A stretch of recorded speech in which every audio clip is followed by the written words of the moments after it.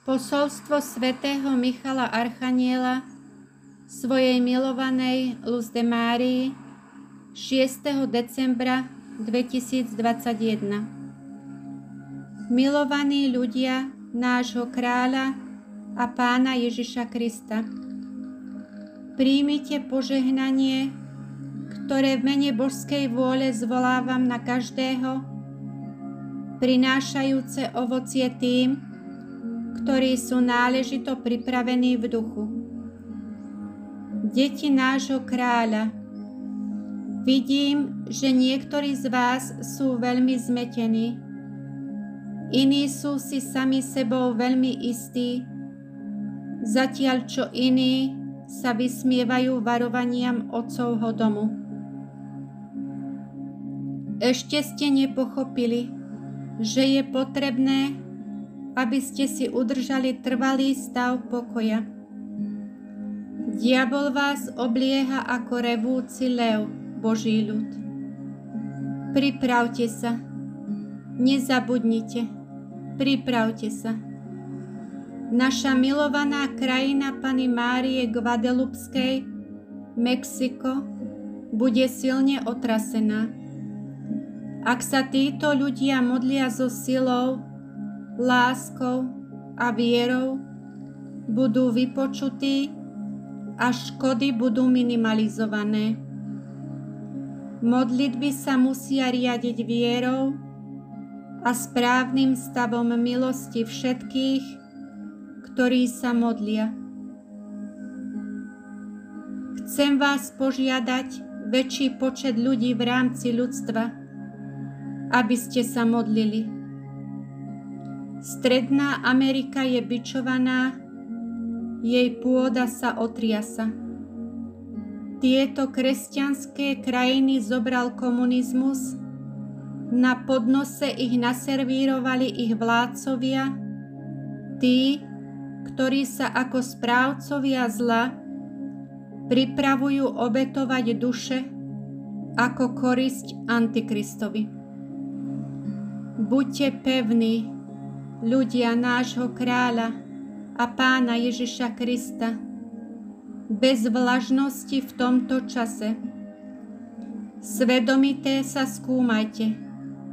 Takto sa musíte pripraviť a nechať za sebou handry, ktoré nosíte a ktoré vám bránia duchovne vzostúpiť.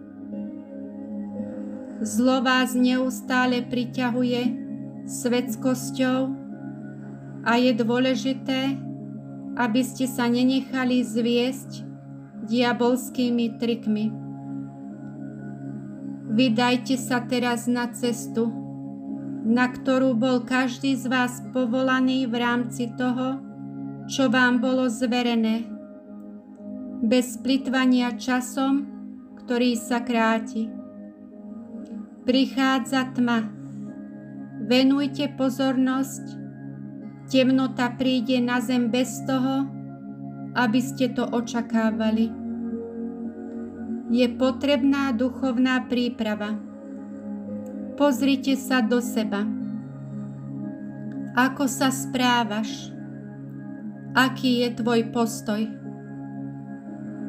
Je tvoje myslenie správne, alebo ťa ovládajú zlé túžby voči blížnym, ktoré ťa vedú k závisti a nedostatku lásky? Musíte sa naučiť odpúšťať sebe a odpúšťať blížnemu. Nesúďte. Nechajte súd na Boha. Zmente svoje životy. Neoddávajte sa nenáležitým túžbám, ktoré vás odvádzajú od nášho kráľa a pána Ježiša Krista a našej kráľovnej a matky konca časov. Ako princ nebeských légií prichádzam s pravdou v mojich ústach. Neprichádzam vás vystrašiť, ani vás znepokojovať. Nechcem vás strašiť, ale naopak vás žiadam. Prečo sa bojíte, ak žijete dobre? Ako je možné, že Božie deti, ktoré pracujú a konajú pre dobro, sú znepokojené zjavenou pravdou? Vy ste deti nášho kráľa a Pána Ježiša Krista, tie, ktoré žijú v tieni svojho Pána. Neboja sa dňa ani noci, pretože zostávajú bezpečne pod Božou ochranou. Kto by nechcel poznať pravdu toho, čo prichádza, aby sa pripravil?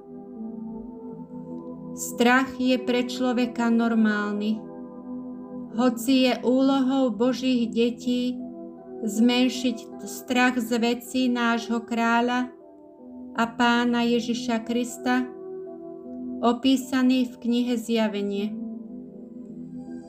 Ľudstvo je povolané viac dôverovať Najsvätejšej Trojici a našej kráľovnej a matke a menej sebe. Pamätaj si teda, čo si prijal a počul. Poslúchni ho a čiň pokánie. Ak sa nezobudíš, prídem ako zlodej a nebudeš vedieť, v ktorú hodinu k tebe prídem. Modlite sa, deti, nášho kráľa a Pána Ježiša Krista. Modlite sa za Indonéziu. Bude veľmi trpieť. Modlite sa, deti, nášho kráľa a Pána Ježiša Krista.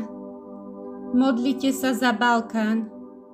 Do tohto regiónu prišli svetové mocnosti. Modlite sa, deti, nášho kráľa a Pána Ježiša Krista. Modlite sa za Mexiko. Bude silne otrasené. Modlite sa, deti, nášho kráľa a Pána Ježiša Krista. Modlite sa za Spojené štáty.